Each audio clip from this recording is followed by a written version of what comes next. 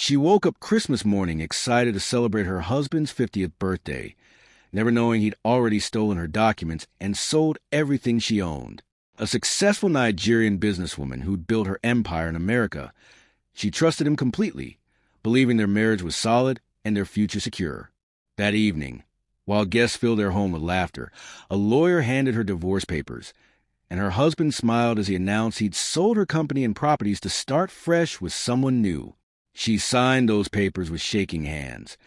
But what happened 3 days later left him on his knees begging for mercy he'd never shown her. But before we dive into this emotional journey, we need your support right now. Please hit that subscribe button and turn on the notification bell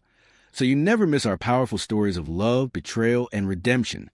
Give this video a like if you're already hooked by what you just heard. Drop a comment below and tell us where in the world you're watching from, whether it's the United States, United Kingdom, Africa, Canada, Australia, or anywhere else, because we absolutely love connecting with our global family. And please share this video with friends and family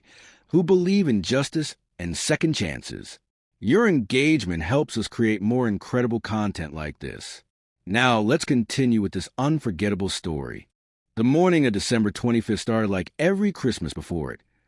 with Sophia Chioma waking at 5 in the morning to begin preparations for what she believed would be a perfect celebration of her husband's 50th birthday. She moved through their sprawling house in suburban Naperville, Illinois, just outside Chicago, decorating the dining room with gold and red ornaments that caught the early morning light streaming through the bay windows. Sophia Chioma was a second-generation Nigerian-American,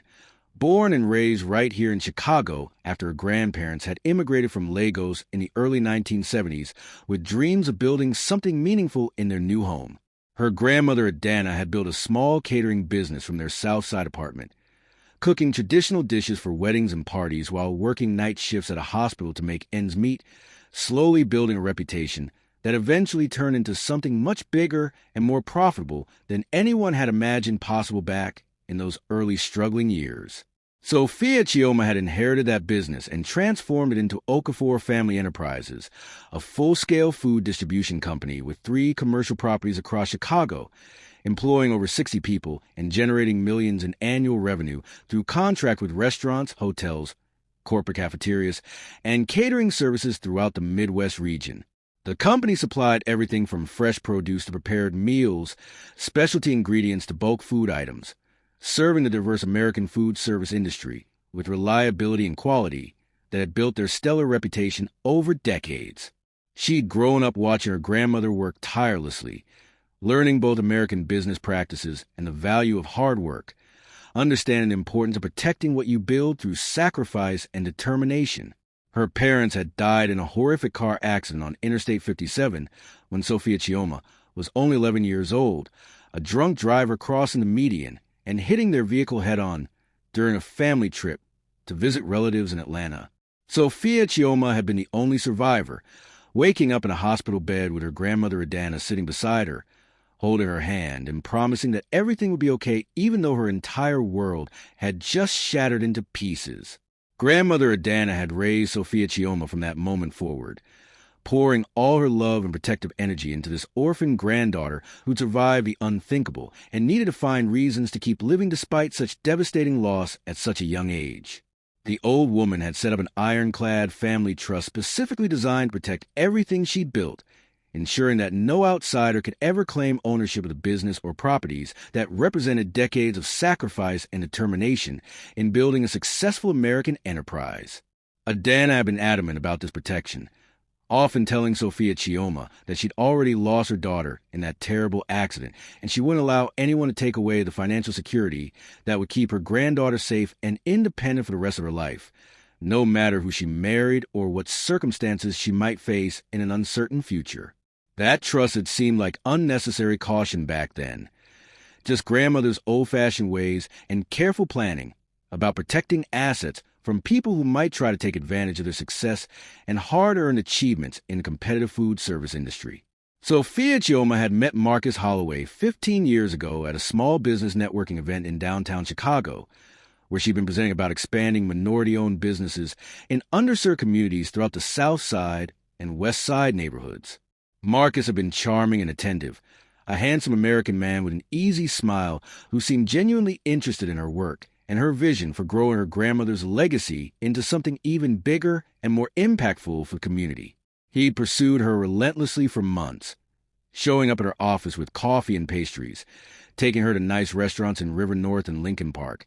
introducing her to his friends and business contacts who he claimed could help expand her distribution network throughout the region. They'd married after 2 years of dating in a beautiful ceremony that blended Nigerian traditions with American customs, with grandmother Adana giving her blessing despite some quiet reservations she'd never fully articulated. But Sophia Chioma had sensed in the way the old woman watched Marcus during family gatherings. When they'd married in 2010, Sophia Chioma had added Marcus as an authorized operator of Okafor Family Enterprises, giving him full signing privileges for daily business operations because that's what wives did for husbands they loved and trusted completely with their hearts and their futures. This Christmas morning, Sophia Chioma worked in the kitchen preparing Marcus's favorite American dishes alongside some traditional Nigerian specialties that honored her heritage and the grandmother who'd passed away 3 years ago after a brief battle with pneumonia. She'd spent the previous 3 months planning this party down to every single detail because Marcus deserved perfection for his milestone birthday, or at least that's what she convinced herself while ignoring small signs that something had shifted in their marriage over the past year. She contacted his college friends from Boston University, his business associates from various networking groups around Chicago, neighbors they'd known for a decade in their affluent suburban community, all the people who mattered in their carefully constructed life together. The Christmas tree in the living room stood 12 feet tall, decorated with white lights and silver ornaments that matched the elegant aesthetic Marcus preferred, presents stacked underneath for guests who'd bring their families to celebrate this special occasion. Sophia Chioma wore her grandmother's gold jewelry as she worked, feeling connected to Adana's spirit and the wisdom that had guided her through orphanhood and business challenges, and all the difficulties of building a successful food distribution empire in the competitive Chicago market. What Sophia Chioma didn't know was that 6 months earlier, Marcus had begun systematically photographing her business documents whenever she left them on the home office desk or in her briefcase that she sometimes brought home to review contracts and financial reports. He'd made copies of her corporate papers, her property deeds, her business licenses, everything with her signature and the official Okafor Family Enterprises seal, slowly building a file of materials he could manipulate and forge to present himself as the primary owner of her entire empire. Marcus had met a woman named Amber Richardson at a hotel bar in downtown Chicago during one of Sophia Chioma's business trips to Atlanta, where she'd gone to explore expansion opportunities and meet with potential clients interested in her company's distribution services for their restaurant chains. Amber was 32 years old, blonde and ambitious, with expensive taste and a calculating nature that recognized opportunity when she saw a dissatisfied husband complaining about living in his successful wife's shadow for 15 years. She convinced Marcus that real men don't stand behind their wife professionally, that he deserved credit and ownership for supporting Sophia Chioma's business growth, that everything they built together belonged to him equally regardless of whose grandmother had actually started the company decades before he'd even entered the picture. Marcus had believed every word Amber whispered to him during their secret meetings at luxury hotels and expensive restaurants he paid for with business credit cards that technically belonged to Okafor Family Enterprises, but that he convinced himself were rightfully his after 15 years of marriage. By early November, Marcus had successfully sold Sophia Chioma's food distribution company to a corporate buyer for $8 million, presenting himself as the sole owner and using carefully forged documents to bypass her completely from the transaction that should have required her explicit approval as the actual trustee. He'd also sold 2 of her 3 commercial properties to different real estate investors for a combined $5 million,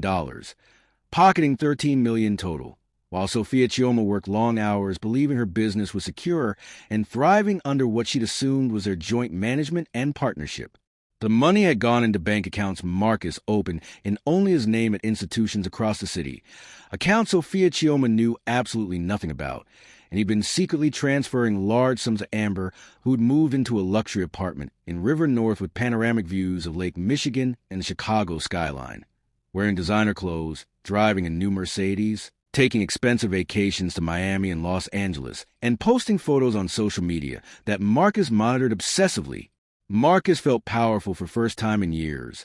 like he'd finally taken control of his life instead of being the supportive husband who stood in the background while his wife received awards and recognition for business success that he'd convinced himself was partly his achievement. He'd planned the Christmas Day announcement with careful precision, wanting maximum impact and public validation, wanting everyone in their social circle to witness him asserting dominance over the woman who'd always outshined him professionally despite his American connections and business degree from Boston University. The guests began arriving at 4 p.m. on Christmas Day, bringing wine and gifts and warm embraces for the couple everyone admired in their suburban Naperville community, the successful businesswoman and her charming husband who seemed to have built a perfect life together. Sophia Chioma greeted each person with genuine warmth, her smile bright and hopeful as she welcomed friends into homes she'd purchased 5 years ago with profits from her expanding business, the house that represented security and accomplishment, and everything her grandparents had dreamed when they'd first arrived in America seeking opportunities for their children and future generations. She'd prepared an incredible feast that filled the house with aromas of perfectly seasoned turkey, honey-glazed ham, creamy mashed potatoes, green bean casserole, sweet potato pie, and traditional holiday sides that guests always loved, along with her grandmother's famous jollof rice and fried plantains that had become signature dishes at their gatherings over the years. Sophia Chioma had worked for hours creating this culinary experience, blending classic American holiday traditions with touches of her Nigerian heritage, wanting everyone to feel welcomed and satisfied, wanting Marcus to feel celebrated and loved on this milestone birthday that marked half a century of his life. She wore a beautiful red dress she'd bought specifically for this occasion, her natural hair styled in elegant braids that took 6 hours at the salon yesterday, looking every bit the successful businesswoman who'd achieved financial independence and community respect through hard work and strategic planning. Marcus stood beside her greeting guests in the navy suit she'd picked up from the dry cleaners earlier that week, looking handsome and confident, his hand occasionally touching the small of her back in gestures that everyone interpreted as affection, but were actually possessiveness and ownership from a man who convinced himself he'd finally won some invisible competition against his own wife. Dinner was served at 6 o'clock, with guests filling their plates and settling into the dining room and living room, children running between spaces playing with new toys and creating the joyful chaos that happens when families gather for holiday celebrations. The conversations flowed easily, people sharing stories about the year ending and making resolutions for the year ahead. Everyone wrapped in the warmth of Christmas spirit and good company and delicious food that showcased Sophia Chioma's culinary skills and attention to detail. She watched from the kitchen doorway, feeling proud of what she created, not just this party, but this entire life. The thriving food distribution business that employed people and served restaurants across the region, the home that provided security, the community of friends and neighbors who become like family over the years. She thought about her grandmother Adana, wishing the old woman could see this moment, could see how far they'd come from that small Southside apartment where it had all started with determination and hard work and an immigrant's dream of building something lasting in America that would provide for future generations. At 7 o'clock precisely, just as Sophia Chioma was preparing to bring out the elaborate birthday cake she'd ordered from the fancy bakery on Main Street, the doorbell rang, and a man in an expensive charcoal suit entered carrying a leather briefcase that immediately created a shift in the room's atmosphere. He introduced himself as James Peterson, attorney at law from Peterson and Associates downtown, and asked to speak with both Marcus and Sophia Chioma in front of the assembled guests, his professional demeanor making everyone stop their conversations mid-sentence and turn their attention toward this unexpected interruption of their festive celebration. Marcus stood up from his seat at the head of the table, wearing an expression that Sophia Chioma suddenly realized with prepared anticipation, rather than surprise or confusion, and her stomach tightened with a terrible knowing that something very wrong was about to happen, even though her conscious mind hadn't caught up yet with what her instincts were screaming. The lawyer pulled thick documents from his briefcase and handed them directly to Sophia Chioma, explaining in a clear voice that carried across the now completely silent room that these were divorce papers filed by Marcus Holloway against Sophia Chioma Okafor, effective immediately with all terms clearly outlined in the legal documents she now held in hands that started trembling without her permission. The room became so quiet that Sophia Chioma could hear her own heartbeat pounding violently in her ears, could hear someone's fork clatter against their plate somewhere in the background, could feel 50 pairs of eyes watching her face as she tried to process words that made absolutely no sense on Christmas Day during what was supposed to be a joyful birthday celebration. Marcus cleared his throat and began speaking in a voice filled with false confidence and rehearsed conviction, announcing to their gathered friends and family that he'd made some important business decisions over the past several months, that he'd sold the food distribution company and the commercial properties for excellent prices that reflected years of hard work and strategic planning. He explained that he was ready to start fresh and pursue new opportunities without the burden of a marriage that had run its course, without being stuck in the background of someone else's success story, without constantly being introduced as Sophia Chioma's husband instead of being recognized for his own contributions and achievements. Sophia Chioma's hand shook violently as she stared at this man she'd loved for 15 years. This man she'd trusted with access to her business accounts and legal documents. This man who was now publicly dismantling their life together, while guests who'd been laughing and eating her food 5 minutes ago sat frozen in horrified silence. Marcus continued talking, his words coming faster, like he needed to get everything out before he lost his nerve, or someone found the courage to interrupt this devastating public spectacle he'd orchestrated for maximum humiliation and control. He told the room that he'd built this business from nothing, that his American connections and business education had been the real foundation for their success, that Sophia Chioma's management style and cautious approach to expansion had actually held him back from even greater profits and opportunities. He conveniently omitted the fact that Sophia Chioma was born in Chicago, that she graduated from Northwestern University with honors, that she expanded her grandmother's small catering operation into a multi-million-dollar food distribution company through her own strategic vision and relentless work ethic long before she'd ever met him at that networking event 15 years ago. Then Marcus dropped the final revelation that made several women gasp audibly and men shift uncomfortably in their seats, announcing that he'd been involved with someone else for the past 8 months. Someone who appreciated him properly. Someone who made him feel valued and respected. And he was choosing to build his future with her instead of continuing to live in Sophia Chioma's overwhelming shadow of business success and community recognition. Sophia Chioma stood frozen in the kitchen doorway, unable to move or speak, or do anything except watch her entire world collapse in slow motion while 50 witnesses observed every moment of her public destruction on the holiest day of the year. She looked down at the divorce papers in her trembling hands. Seeing words that swam together through tears, she absolutely refused to let fall in front of these people who would gossip about this moment for years to come. The documents acknowledged Marcus as the primary owner and authorized seller of all business assets, presenting him as a legitimate decision-maker who'd successfully negotiated sales that would fund his fresh start and new life with the mysterious woman he'd been betraying his wife with for months. Sophia Chioma's mind raced backward to the past year, remembering how Marcus had been staying late at supposed business meetings, how he'd taken sudden interest in reviewing certain corporate documents, and asking her to explain various legal processes she'd assumed he was finally trying to understand better after years of minimal involvement in actual operations. She trusted him completely because that's what her grandmother had taught her, that a good wife trusts her husband with everything, including her business, her future, her very security, never imagining that trust could be weaponized against her with such calculated cruelty. Marcus was still talking, explaining to the visibly uncomfortable guests that the paper Sophia Chioma held included complete acknowledgement that the business and properties had been sold legally with his full authority,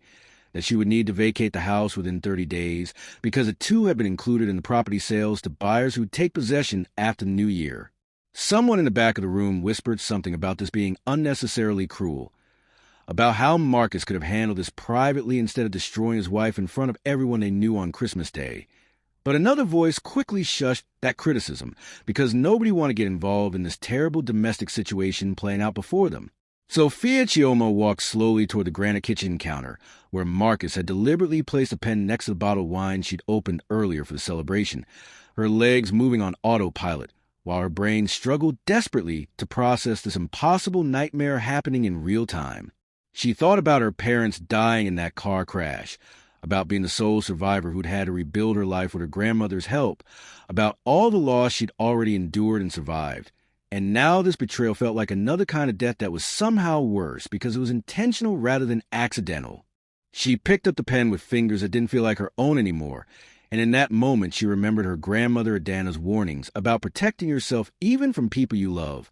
about making sure no one could ever take away what you built through your own sacrifice and determination and generational wisdom. Sophia Chioma signed every page without reading the detailed terms, because what was the point of reading when her husband had already sold everything she'd spent 15 years building and protecting and growing into something that provided jobs and security for dozens of families? She signed her name 23 times across multiple pages, each signature feeling like she was cutting another cord connecting her to a life she believed was permanent and secure and built on mutual love and respect rather than lies and theft and calculated betrayal. When she finished signing, Sophia Chioma walked back across the dining room and handed the papers directly to Marcus without saying a single word, because what words could possibly capture this level of devastation and public humiliation on Christmas Day in front of 50 people who would forever remember this as a night they watched Marcus Holloway destroy his wife's life as evening entertainment for his milestone birthday party. Sophia Chioma walked upstairs to their bedroom, packed a small overnight bag with clothes and essential documents, grabbed her purse and car keys, and left the front door while guests remained seated in stunned silence, unsure whether they should leave or stay, or say something comforting that might somehow make this horrific situation less devastating for everyone involved. She drove to a hotel near O'Hare Airport, checked into a room, sat on the edge of the bed, and finally allowed herself to cry the kind of soul-deep tears that feel like they might never stop once they start flowing, without witnesses to judge or pity or whisper about her pain behind carefully raised hands. She cried for 2 solid hours, remembering her parents' funeral, remembering her grandmother's death 3 years ago, remembering every loss she'd survived, and now adding this betrayal to the collection of terrible things that had shaped her life despite her best efforts to build something stable and secure. When exhaustion finally pulled her under into fitful sleep, she dreamed about her grandmother Adana sitting beside her hospital bed after the car accident, holding her hand and promising that everything would be okay, that they would survive this together, that the Okafor family was stronger than any tragedy that tried to break them. Sophia Chioma woke early on December 26th, the day after Christmas, and her first instinct was to call her Uncle Raymond, who had helped her grandmother establish the business structure 15 years before Sophia Chioma had even taken over daily operations and expanded everything into the empire it had become. Raymond Okafor answered on the second ring despite the early hour, and when Sophia Chioma explained through fresh tears what had happened at the Christmas party, there was a long silence before he asked her very specific questions about the business documents and the family trust that her grandmother had insisted on creating back in the 1980s. Uncle Raymond reminded her about the ironclad legal protections that Adana had put in place specifically to prevent anyone, including a future husband, from claiming ownership of businesses built with Okafor family resources and generational knowledge that belonged to their lineage, designed to protect the family's hard-earned assets from anyone who might try to exploit trust or marriage for personal financial gain. Sophia Chioma had honestly forgotten about those specific trust provisions because everything had been running so smoothly for years under what she believed was genuine partnership with Marcus rather than a systematic exploitation of her trust and her resources. Uncle Raymond explained that Okafor Family Enterprises existed as a legally protected trust with Sophia Chioma as the sole trustee and beneficiary, and when she'd married Marcus in 2010, she'd added him only as an authorized operator with signing privileges for daily business operations, never as an actual owner with equity stake or sale authority. This crucial legal distinction meant that every document Marcus had signed in the past 6 months, every sale he'd executed using forged ownership claims, every transaction where he presented himself as a primary decision-maker instead of an authorized employee, was completely invalid and legally unenforceable because he'd never possessed the authority to sell anything that belonged to the Okafor family trust regardless of what lies he'd told corporate buyers and real estate investors. Uncle Raymond told Sophia Chioma to stay exactly where she was while he made emergency calls to the buyers, the banks holding the supposed sale funds, and the fraud division of the Chicago Police Department, because what Marcus had done wasn't just marital betrayal. It was criminal fraud, identity theft, forgery, and multiple felonies that could send him to federal prison for decades if prosecutors decided to pursue maximum charges against him for his systematic theft and deception. By noon on December 26, freeze orders had been placed on every bank account Marcus had opened, Every transaction he'd executed was being legally reversed through emergency court orders, and detectives were preparing comprehensive fraud charges once they gathered sufficient evidence to guarantee conviction in criminal court. The corporate buyer who'd paid $8 million to the food distribution company was absolutely furious when they learned the seller had possessed no legal authority whatsoever, and their lawyers were already preparing massive lawsuits against Marcus personally for damages, legal fees, and the considerable expenses associated with unwinding this fraudulent transaction that never should have been approved without proper verification of actual ownership. The real estate investors who'd purchased the commercial properties were in similar positions,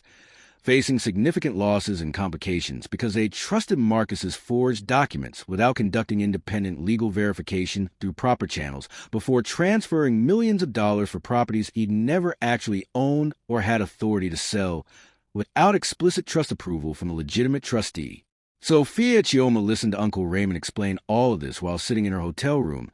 feeling a strange mixture of vindication and devastation, because while the law would protect her assets, it couldn't undo the public humiliation or repair the trust that Marcus had shattered so completely and deliberately. On December 27th, Marcus woke up in the Naperville house he'd assumed was now completely his to do with as he pleased, already planning to call Amber and tell her to start moving her belongings into the master bedroom now that his irritating wife was finally gone from his life permanently. He tried accessing the bank accounts where $13 million in the sales should have been waiting for his new life with Amber,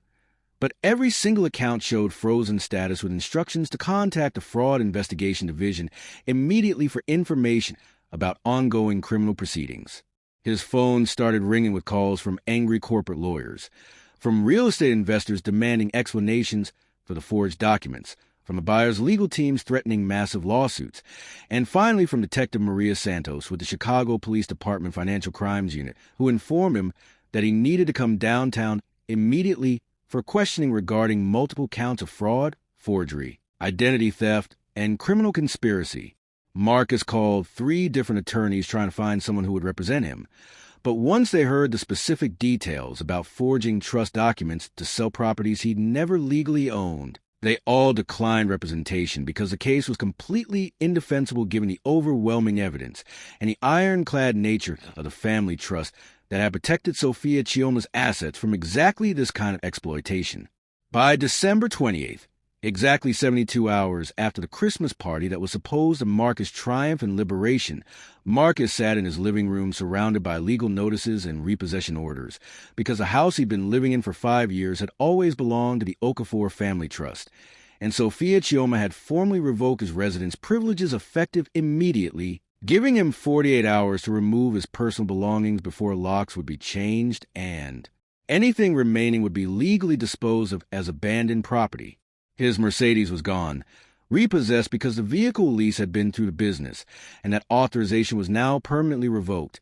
leaving him with no transportation and no access to the limited cash he had left after Amber had systematically spent nearly $2 million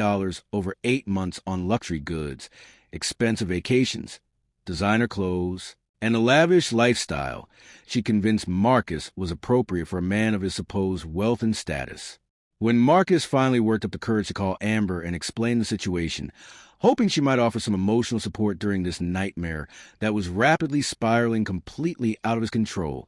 she laughed with genuine amusement and told him she was already dating someone else, someone with actual money who didn't lie about owning businesses he'd never built. And she ended the call before Marcus could formulate any response to her casual cruelty and complete abandonment. Marcus tried calling Sophia Chioma 17 times that day, leaving increasingly desperate voicemails explaining that he'd made terrible mistakes, that he'd been manipulated by Amber into believing he deserved more recognition and financial reward than he'd actually earned through his minimal contributions to her business success over 15 years. He claimed that their marriage should count for something even if he destroyed everything with his greed and insecurity and stupid pride that had convinced him he could steal from his own wife without facing serious legal and personal consequences for his criminal actions. Every call went straight to voicemail because Sophia Chioma had blocked his number, and when Marcus showed up at Uncle Raymond's law office downtown trying to beg for some kind of mercy or negotiated settlement, security escorted him out of the building before he could even reach the elevator that would take him to the floor where decisions about his future were being made without his input or participation. By New Year's Eve, Marcus was living in a cheap motel on the outskirts of Chicago, having been formally charged with 7 felony counts, facing potential prison time of 15 to 20 years.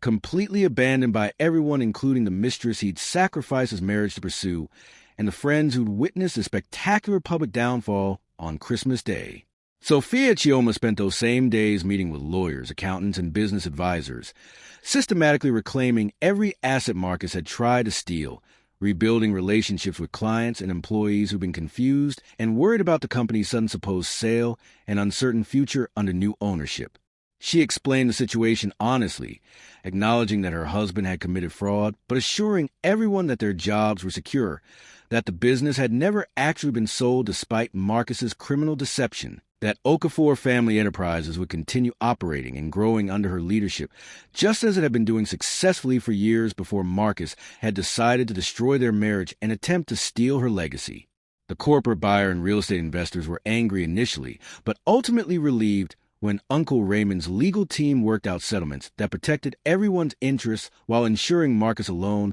would bear the financial and criminal consequences of his fraudulent scheme. Sophia Chioma found herself thinking about her grandmother often during these difficult days, hearing Adana's voice reminding her that strength wasn't about never falling down. It was about getting back up and continuing forward even when everything felt impossibly heavy and painful. 6 months later, Sophia Chioma stood in her grandmother's old kitchen on the south side of Chicago, the same kitchen where Adana had cooked her first meals for paying customers decades ago when the business was just a dream and a hope for building something meaningful. She bought back the building that housed those original rooms, turning it into a community center and culinary training facility where she taught young entrepreneurs about food service management, business development, and the principles that had allowed her grandmother to build something from nothing and pass it down successfully to the next generation. Marcus was serving 12 years in federal prison after pleading guilty to avoid a longer sentence, and Amber had moved to Los Angeles with yet another wealthy man she'd found to support her expensive lifestyle and endless appetite for luxury goods purchased with other people's money. Sophia Chioma had been approached by several men interested in dating her, but she found herself hesitant to trust again, to open her heart and her business to anyone who might see her success as something to exploit rather than something to genuinely celebrate and support without hidden agendas or secret resentments. Sometimes late at night, Sophia Chioma would sit in her home office looking at the family photos that lined the walls, images of her parents before the accident that had killed them and left her orphan at 11,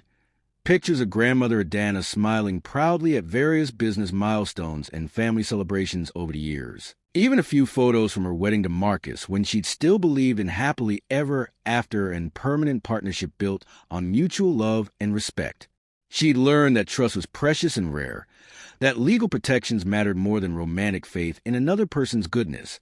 that her grandmother's seemingly paranoid insistence on ironclad trust and family asset protection had been profound wisdom rather than unnecessary caution born from careful planning to protect future generations. Sophia Chioma had survived her parents' death, her grandmother's passing, and her husband's betrayal, emerging stronger and wiser and more determined than ever to build something lasting that would honor the Okafor family legacy and provide security for future generations who would face their own challenges and betrayals in a world that didn't always reward hard work or punish deception as thoroughly as justice demanded. But she would keep moving forward anyway, because that's what survivors do when giving up isn't an option they'll ever consider.